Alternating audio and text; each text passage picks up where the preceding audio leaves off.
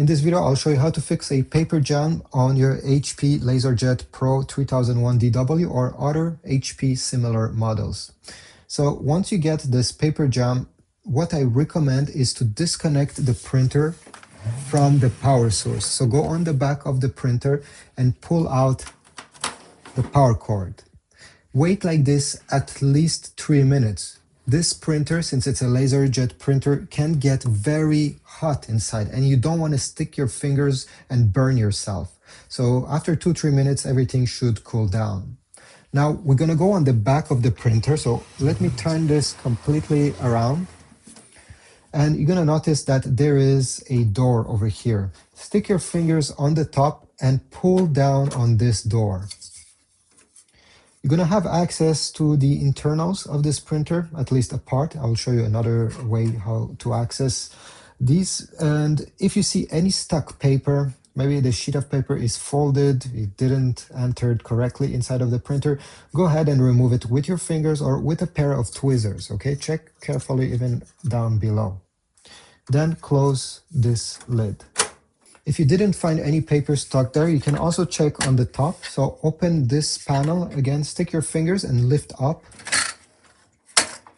This is where you're going to find the ink toner. Stick your fingers through the handle and pull it out, completely out. Look at the drum.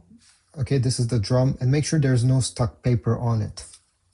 You can also take a better look inside of the printer and see if there's anything wrong with it. So is there any paper stuck in these rollers?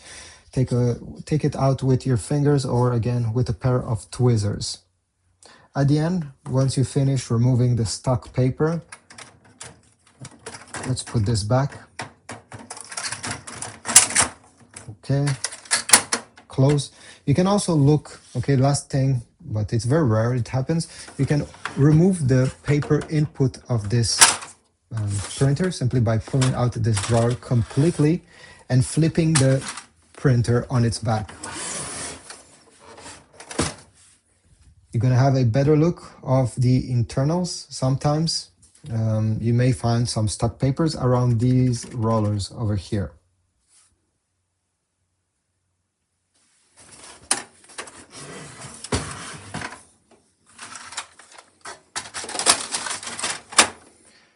Once this is done, go ahead and plug back the printer to the power source. After plugging the printer, it should turn on by itself if it doesn't press the power button once.